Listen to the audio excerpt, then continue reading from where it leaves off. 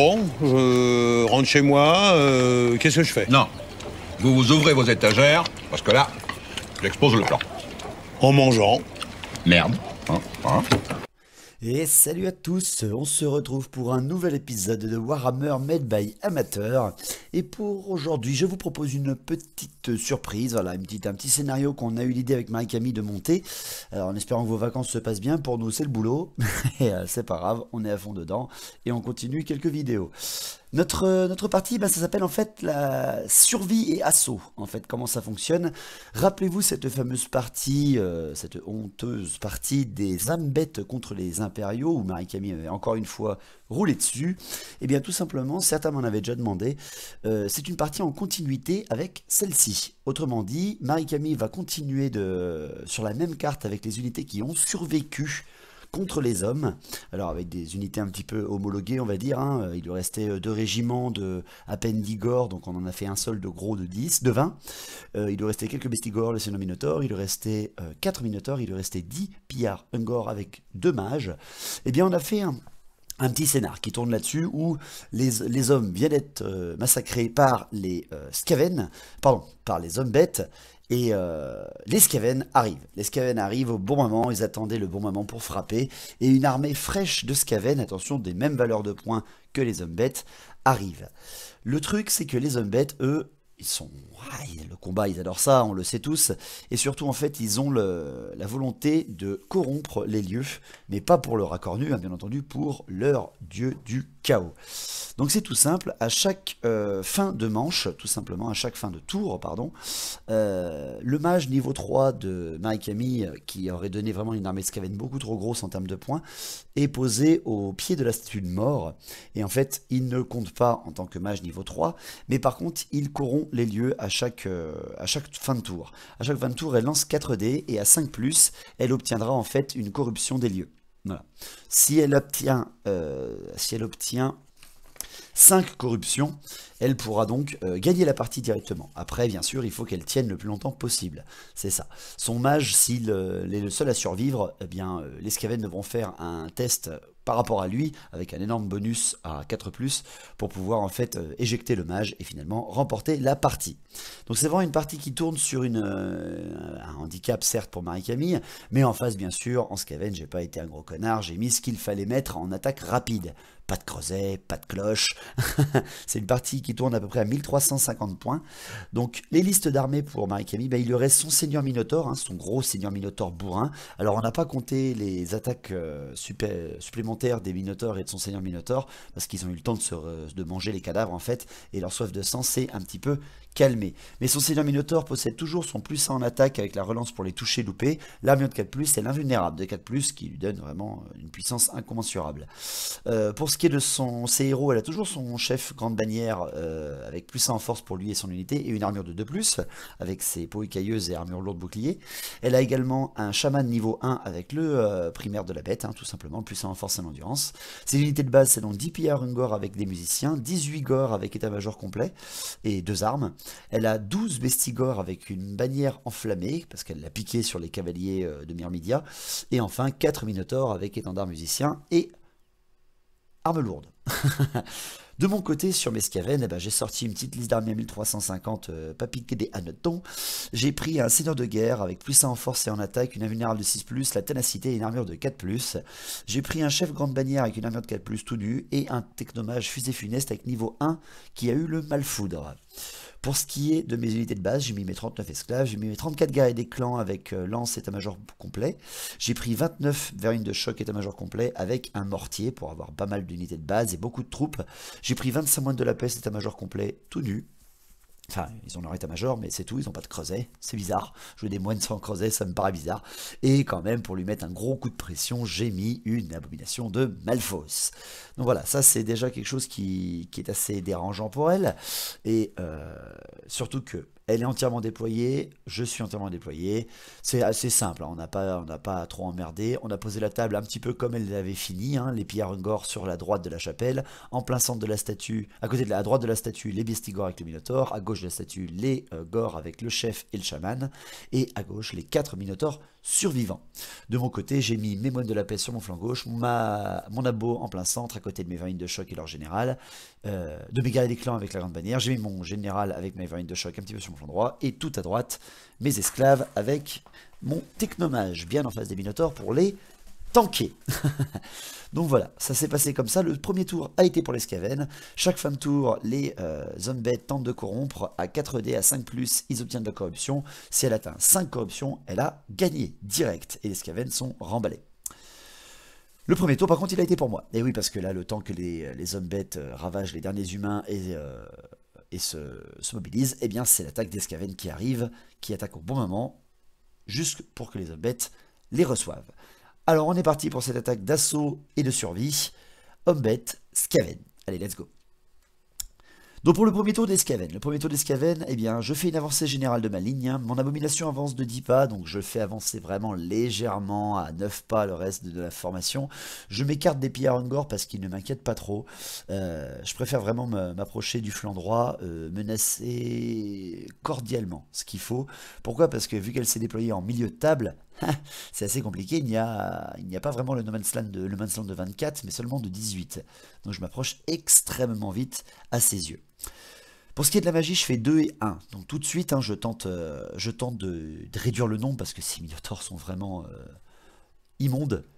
Je fais 2 et 1 en magie, donc c'est vraiment pas super gon. Je prends mes 3D, et je tente un Malfoudre sur les Minotaurs. Bon, 1 des 6, force 5, ça peut toujours en tuer 1. Et je fais 1. Ce qui veut dire que le sort me revient dans la gueule. Ça me fait chier. En plus, elle loupait sa dissipation, c'était parfait. Mais non, je ne fais que 1 des dégâts, ce qui fait que mon sort me revient dans la gueule. Et mon technomage perd 1 PV à force 5 dans la gueule. Génial, génial, ça commence très bien. Pour ce qui est ensuite de mes tirs, eh bien, je tente ma fusée funeste, car je n'ai avancé que de 5 pas mes esclaves, en direction des Gors. Je jette à 5 dés, je suis à peine 15 pas de mémoire, et je fais un superbe 8. Ouais, c'est génial. La fusée est beaucoup trop courte, c'est ridicule. Tandis que l'obusier, lui, tire sur les Gors et arrive à faire 6 touches quand même, et à ne tuer malheureusement qu'un seul Gore. C'est...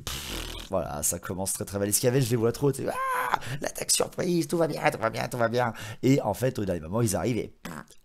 ils font rien du tout, c'est de la grosse merde. Ils tuent un seul Gore à la première phase, pas de fusée funeste, pas de Malfoudre, c'est l'horreur.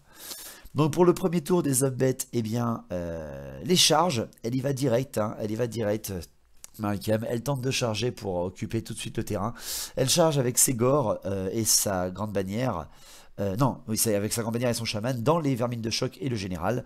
Bon, après, je l'attends, là, je suis nombreux, j'ai mon général, ça pourrait être sympa. Et les Minotaures chargent également les esclaves, parce que, voilà... moi ça me fait chier, mais bon, c'était fait pour. Le gros problème pour elle, c'est qu'elle loupe la charge des Minotaures sur les esclaves, et ça m'arrange. Et enfin, elle balance les Bestigors à pleine bille dans les moines de la peste. Et là, ça fait mal au cul, parce qu'elle y arrive. Après, mes moines de la peste sont 25, et si j'arrive à tanker suffisamment, l'abomination arrive de flanc et explose les Bestigors. Il faut juste que mes moines de la peste tiennent. Pour ce qui est de ses mouvements, elle fait une avancée légère avec ses Gors qui contournent en fait la chapelle pour pouvoir un petit peu tirer sur l'abo qui est au loin ou quoi que ce soit. Enfin bref, ils peuvent faire un petit peu ce qu'ils veulent. À la magie, 6 et 1. 6 et 1 à la magie, donc pas génial pour elle. Elle tente avec 6 dés directement le plus en force et en endurance sur les Gors. Et elle fait un irrésistible 5. Voilà, donc ça c'est... Voilà, c'est cordial. Elle fait un irrésistible 5, elle fait exploser dans les vermines de choc et les Gors parce qu'elle est au corps à corps, et c'est la joie et le bonheur parce qu'elle tue 3 de ses Gors, elle fait moins 1 PV sur son chaman, mais par contre derrière elle me bousille 5 vermines de choc. Yeah, génial, j'adore. Par contre elle passe le puissant en force et l'endurance sur les Gors, ce qui fait qu'ils deviennent dégueulasses à force 5 endurance 5 vu qu'ils ont la bannière plus 1 en force. Et contre des vermines de choc, c'est là que je vous dis que ça change. Pour les tirs, les Ungor tirent sur l'abomination, bon c'est une grande cible, ils touchent sur des 6 et ils ne font rien du tout. Encore heureux. Les Ungors. Ah là là, il me faut rien. Donc pour les corps à corps. Bon, pour les corps à corps, là par contre, voilà, c'est pas la même joie, hein. C'est tout de suite quelque chose de plus brutal. Les Gors avec sa grande bannière et son chaman contre Méverine de choc avec mon général. Alors, bon, c'est mon général, il a plus ça en force et en attaque, mais en face, ils ont tous une ondue de 5, les enfoirés. Là, d'un coup, c'est pas pareil. Je frappe de tout ce que je peux. Je frappe bien avant, hein, je frappe vraiment bien avant. Et en fait, c'est tout simple. Je ne lui tue avec quoi 17 attaques, je crois, en tout avec mon général. Je ne lui tue que 3 gores. Seulement 3 gores. Alors mon général, il frappe sa grande bannière, parce que sa grande bannière, elle peut me faire très très mal, mais je ne passe pas son armure. Son armure à 2+, avec la peau écailleuse et l'armure lourde bouclier, je passe pas à travers. Et je ne lui fais rien. Et derrière mes vermines de choc, après, elle ne tue que 3 gores. Et au retour, par contre, elle réussit son test de fureur primitive sans aucun problème, et son grande bannière approche de mon général Skaven, et les 3 attaques de la grande bannière passent à force 6, et moi derrière, mon armure de 4 saute, et je n'ai plus qu'une invue de 6+, et je passe rien, et mon général Skaven meurt tour 1 face à une grande bannière bête. Ah! Oh mon dieu! Derrière après, je perds 4 vermines de choc dans la violence du combat, mais c'est juste dégueulasse. Donc bah, bien sûr que je perds avec mes vermines de choc, je perds d'une façon astronomique, enfin pas vraiment astronomique, je suis encore tenace, mais putain, je teste au premier tir, et mon commandement me fait un 9, donc putain je relance, et heureusement je fais un 4, et ma grande bannière, qui est à côté, m'a permis de relancer et de tenir. Mais putain, c'est violent, c'est extrêmement violent. En tout cas, par contre, mes vermines de choc ont tenu. J'ai tous mes guerriers des clans qui sont sur le flanc des gores. Je vais pouvoir au moins un peu les occuper. Pour ce qui est par contre des moines de la peste contre les bestigores et le général Minotaure. Alors bon, je frappe tout avant parce qu'elle utilise que les armes lourdes ou son Minotaure qui frappe un petit peu avant moi. Je frappe au maximum en tout cas sur les bestigores, j'en arrache seulement 3, c'est une aberration. 3 bestigores avec mes moines de la peste, ça change tout, hein, quand il n'y a pas les vapeurs, quand il n'y a pas le creuset, c'est dégueulasse. Et derrière, le général arrache 5 moines de la peste et les bestigores en arrachent 6. Ah mon dieu, je perds 11 moines de la peste, je me fais dégommer, je perds l'indomptabilité et je m'enfuis de 4. Heureusement par contre Marie-Camille, sachant que les Skaven s'enfuient de plus loin, d'un point plus loin, et que son Minotaure ne la permet que de se poursuivre que de 1 des 6, elle a préféré rester sur place. Son Minotaure gagne une attaque, gagne la frénésie, et elle s'est replacée face à Labo, qui va lui tomber dessus juste après. Donc bah, c'est déjà terrible, hein. Mes moines de la paix sont en fuite, mon général est mort, ça va être dégueulasse. Le seul truc c'est que bah, je dois tester avec mon abo, parce qu'elle n'est pas immunisée psychologie, et elle a vu un régiment s'enfuir à côté d'elle, mais heureusement elle n'a pas de panique, et encore heureux. Donc fin du premier tour, la statue est toujours contestée par les Zombettes avec son grand chaman pour Marie. Elle jette 4 dés et elle fait 2, 2, 5, 6, donc directement, premier tour, elle me fait 2 putains de corruption. Ah mon dieu, c'est puissant, c'est puissant. Donc il lui reste plus que 3 corruptions à faire pour gagner la partie. Au tour de l'Escaven, c'est parti. Tour de l'Escaven, bah, j'y vais, c'est la joie, c'est la bonne humeur. J'envoie mes esclaves dans le Minotaure. Je les envoie parce que j'ai pas envie qu'ils viennent me charger de flanc, j'ai pas envie qu'ils viennent me charger mes esclaves, parce que ça fait toujours des touches d'impact. Autant les tanker au plus long. Ensuite, je balance mes guerriers des clans, bien sûr, dans le flanc des gores pour pouvoir un petit peu la briser, en tout cas lui amener beaucoup de bonus fixes, pour pouvoir bien la niquer. Et derrière, après, j'envoie mon abo dans les bestigores avec le général. Le seul truc, c'est que voilà, elle avait mis la bannière enflammée. Alors, je le savais, hein, parce que c'était une alliance de scénario. On savait un petit peu, elle était d'accord pour faire ça. Si je lui mettais l'abo, je lui donnais une bannière de feu. Voilà, c'est sport.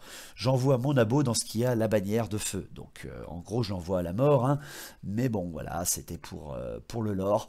De toute façon, une bannière magique, c'est d'abord le régiment du général qui l'aurait pris. Hein. C'est certainement pas les autres régiments, si on suit le lore des hommes bêtes. Donc il n'y a pas de magie faisable pour mes Skaven, vu que j'arrive au corps à corps tout de suite avec mes esclaves. Et maintenant que j'y pense, c'est complètement débile. C'est littéralement complètement débile. Parce que j'aurais peut-être dû y penser avant quand même. Mes moines de la peste, bien sûr, continuent de s'enfuir comme des grosses tatas. Et je ne fais que tourner mon mortier en direction des Ungors qui sont très très loin, que j'aperçois à peine.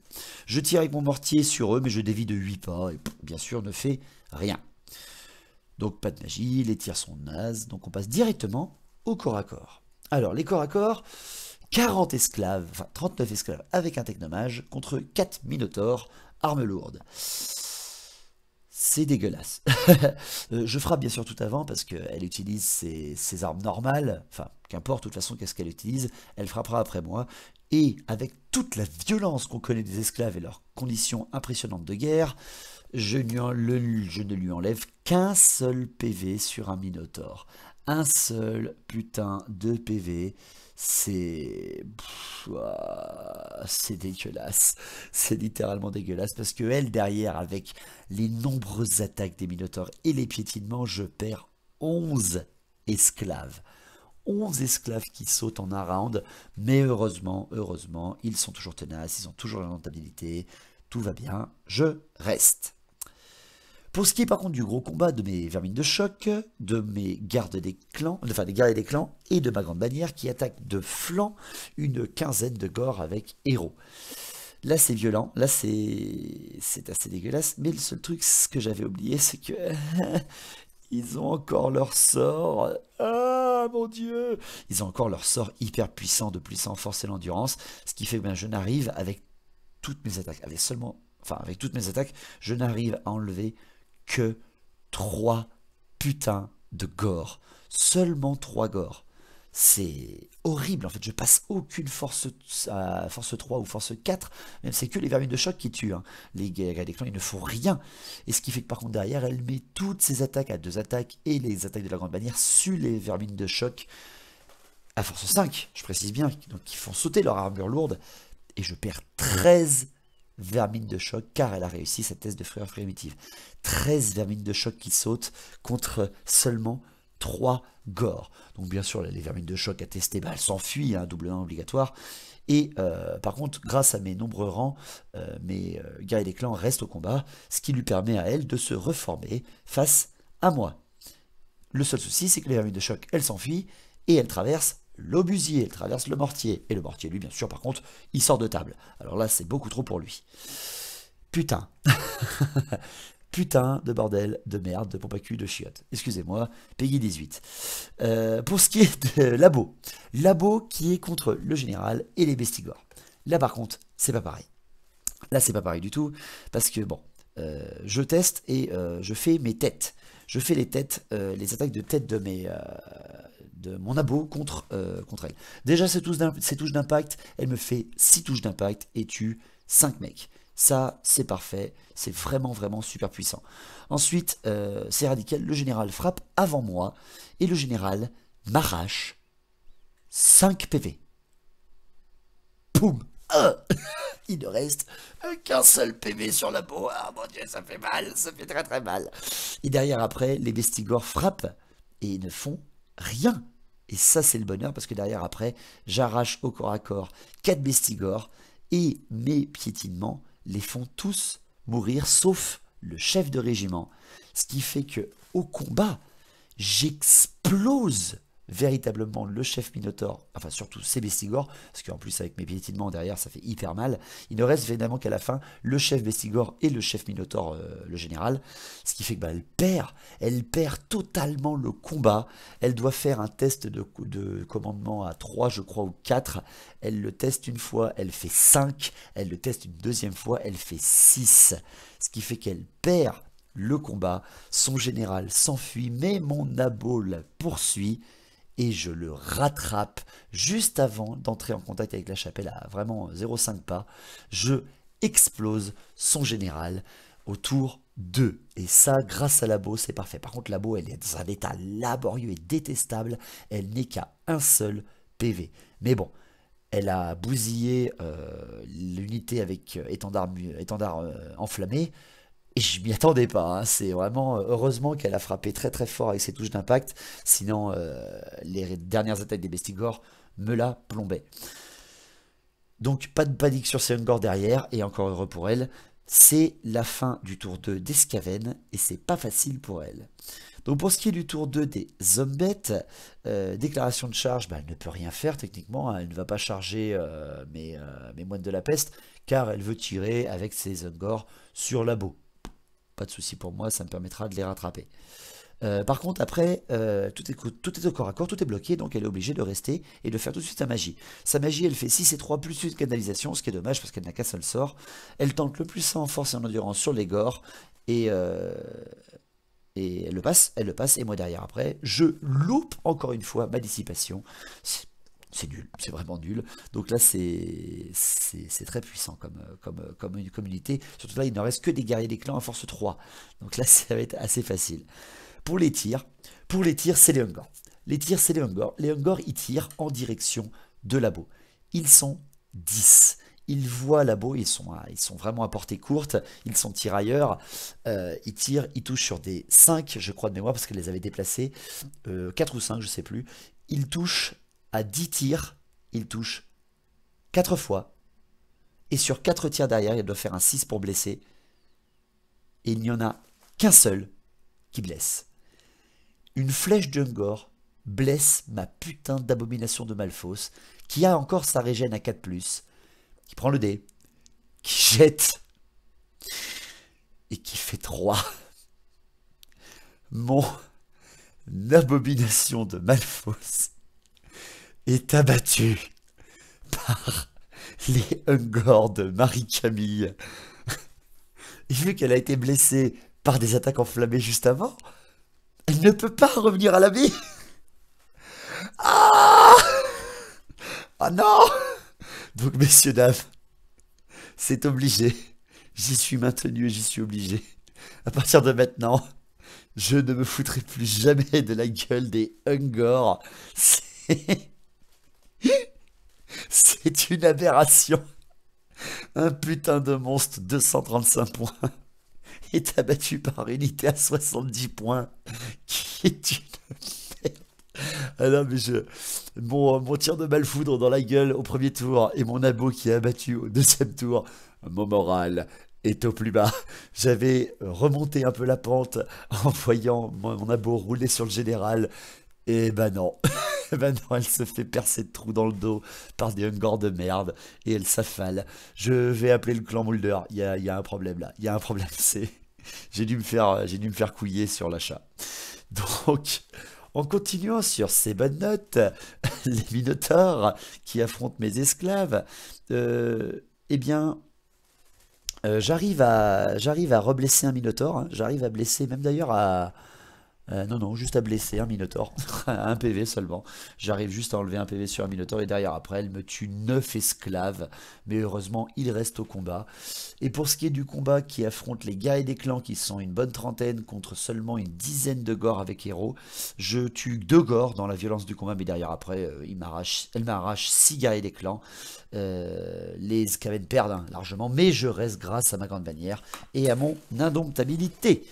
Donc on est à la fin du deuxième tour, elle reprend encore 4 dés, et là je serre les fesses, et elle me fait seulement un seul 5+, elle fait 3 corruptions en tout. Il ne reste plus que 2, et on est qu'au deuxième tour. Yeah. Joie, la bonne humeur, c'est parfait. Donc le tour 3 des Skaven, je tente de rallier une nouvelle fois mes moines de la peste et mes vermines de choc, parce que plus rien d'autre ne peut être bougé. Et je foire tout, c'est le bonheur absolu. Je foire absolument tout. Mes vermines de choc d'ailleurs sortent du territoire, elles sortent du champ de bataille, et mes moines de la peste ne sont qu'à un seul putain de pas du bord de table, et ils sont bien sûr bien en vue de Ungor, ce qui fait que je vais en avoir plein de cul. À la magie, je fais 0, parce que je ne peux rien faire. Au tir, il n'y a rien à faire, je passe directement donc au corps à corps. Au corps à corps, les esclaves qui affrontent les Minotaures. Alors, j'enlève un PV sur un Minotaure, ce qui fait que je la descends à 3 Minotaures. Et derrière, après, je perds 13 esclaves, vu qu'ils gagnent des attaques, je vous rappelle, à chaque round de corps à corps qu'ils gagnent. Donc, bah, bien sûr, mes esclaves, là, par contre, c'est beaucoup trop pour eux, ils n'étaient plus qu'une vingtaine. Et j'explose, hein, mes esclaves explosent, et n'enlèvent rien au Minotaure, d'ailleurs, hein, parce qu'ils explosent à 3 pas autour d'eux. Et ça permet à Marie-Camille, d'ailleurs, de reformer ces Minotaures pour voir le dos des Gors. Derrière, après, par contre, mes guerriers des clans qui affrontent voilà, à peine 5 ou 6 Gors avec leurs héros, je tue tous les Gors. Je tue tous les Gors meurent au combat. Par contre, après, derrière, il reste encore les héros qui m'arrachent 4 guerriers des clans à eux. Donc, c'est quand même les hommes bêtes de Marie-Cam qui doivent tester. Elle teste et malheureusement, elle s'enfuit. Elle s'enfuit de 8 pas. Et moi, je poursuis. Je me dis, putain, c'est parfait. Et je poursuis de 5. Yeah. Ce qui fait que le pire, c'est que la grande bannière et le chaman passent à côté des minotaures sans les traverser. De toute façon, ils sont frénétiques, ils s'en foutent. Mais mes guerriers des clans avancent, mais ne rentrent même pas en contact. Ils s'avancent vraiment au plus proche des minotaures pour être sûr de les avoir en pleine gueule au tour d'après. Ah, j'adore ce jeu, j'adore Marie-Camille, j'adore l'affronter. Vous adorez tous quand j'affronte Marie-Camille parce que c'est drôle, hein. Avouez-le. Ah ouais, vous adorez me voir souffrir. Donc pour le tour 3 des hommes bêtes, la charge des Ungors sur les moines de la peste, qui bien sûr s'enfuient. Les Ungors loupent leur charge, mais ils viennent encore d'empocher tous les points des moines de la peste. Yeah, c'est le bonheur. Et ensuite derrière, bah bien sûr les Minotaures qui chargent les guerriers des clans, hein, sinon c'est pas drôle, et qui bien sûr m'arrivent en pleine gueule. Et ce qui est par contre intéressant, c'est que la grande bannière et le chaman, qui sont donc redevenus des héros, se rallient. Et ouais, il se rallie, comme ça, c'est la fête, voilà, c'est parfait, c'est génial. Donc elle peut faire un peu de magie, elle fait 2 et 1 à la magie, encore comme le premier tour, elle prend ses 3D, elle fait le plus renforcé en endurance sur les Minotaures, et elle le réussit, sinon c'est pas drôle. Moi j'ai plus mon chaman, j'ai plus mon technomage, donc je loupe ma dissipation derrière, sinon c'est pas drôle. Ce qui fait qu'elle passe ses Minotaures à force 9 et endurance, enfin je sais même plus, force 9 et endurance 5, c'est donc dégueulasse.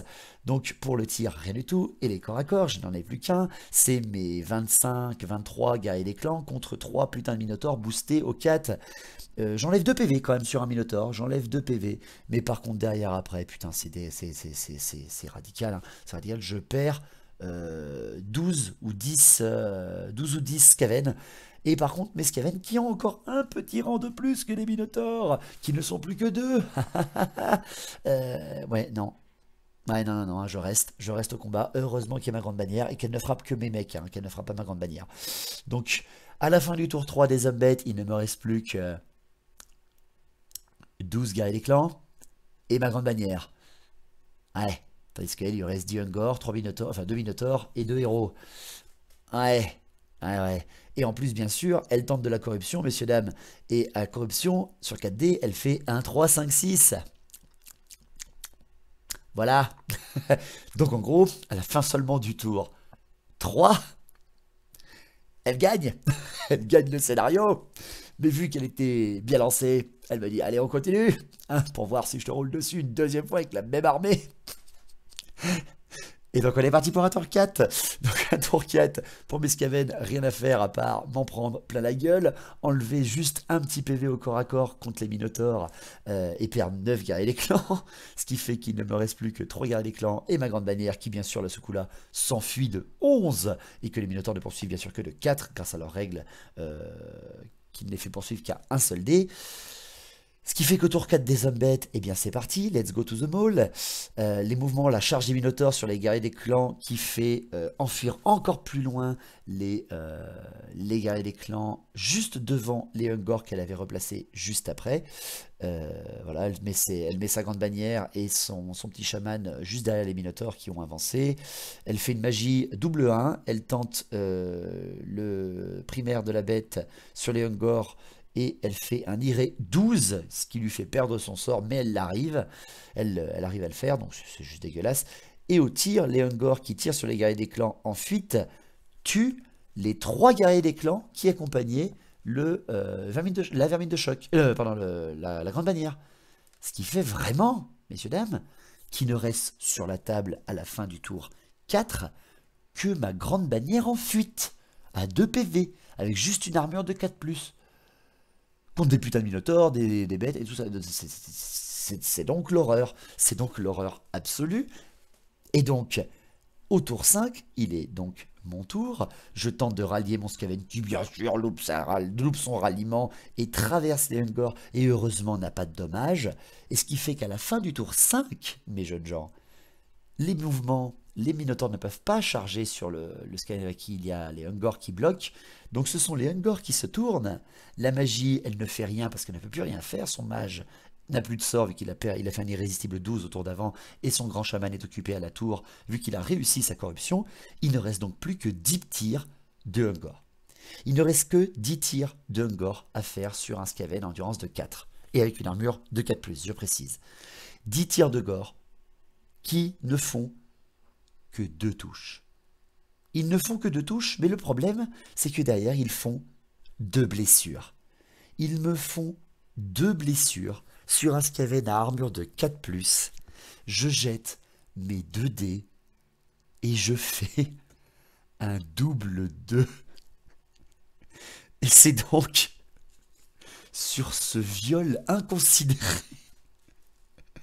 que Marie-Camille me refait une table rase, alors que je précise bien que je l'ai attaqué avec une nouvelle armée, alors que son armée était fatiguée, sans mage niveau 3. Et c'est donc une survie largement supérieure face à cet assaut complètement foiré des Skaven. Franchement, bravo Marie-Camille. Alors là, une chance pas possible. Et moi derrière, mais des G2D extrêmement Skaven. Ça faisait longtemps qu'ils n'étaient pas sortis les Skaven. Et je me rappelle maintenant pourquoi. C'était très comique à jouer. Marie-Camille était vachement contente. J'espère que cette idée voilà, vous a plu de se retrouver une nouvelle armée sur la table qui vient de jouer déjà et qui doit tenir le plus possible face à une armée fraîche, un petit peu optimisée pour avoir un affrontement quand même un peu équilibré. Que vous me balanciez pas, oh, c'est comme les elfes sylvains qui arrivent au tour 3 quand tout le monde est mort. Là vraiment c'était cordialement posé et il y avait toujours une chance grâce à la corruption. Et je précise bien qu'elle a réussi les deux, me maraver la gueule à table rase et le scénario. Donc voilà, c'était joyeux et intensif et plaisant. Donc je vous remercie toujours pour la chaîne. Je sais qu'il y en a beaucoup qui sont en vacances. Pour ma part, c'est le plein boulot. On a de la chance, au moins on peut rentrer nos week-ends. Donc on va garder ce format. Je suis désolé pour ceux qui espèrent plusieurs vidéos par semaine, mais je ne peux pas. On garde ce format de une partie du héros, une partie du JDR, une partie du héros, une partie du JDR. On va essayer de faire comme ça. En tout cas, une fois toutes les 2 semaines, j'essaye au moins le JDR, et une fois toutes les 2 semaines, une partie. La partie du héros, c'est au moins une fois par mois seulement. Donc voilà, je vais essayer de maintenir ce rythme au moins pour juillet-août, et à partir de mi-septembre, ça sera déjà beaucoup plus pratique. Je pense qu'à partir de octobre, on reviendra complètement aux parties complètes JDR et partie normale de suite. Voilà, en espérant que ça vous plaît toujours autant, merci des commentaires et des encouragements que je reçois sur le site par le biais du chat ou alors par les mails. Merci beaucoup. N'hésitez pas toujours si vous voulez contacter. Alors contactez-moi bien par mail et pas trop par le chat parce que j'ai pas le temps. Si vous voulez faire des parties, si vous voulez tenter d'affronter Marie-Camille, si vous voulez tenter d'affronter Arthur, Louis, Guillaume, qu'importe, demandez. Vous pouvez toujours essayer. C'est avec plaisir. Merci à tous. On se retrouve la semaine prochaine et je vous dis bien sûr, longue vie à Battle. Au vrai battle. Portez-vous bien et à la prochaine.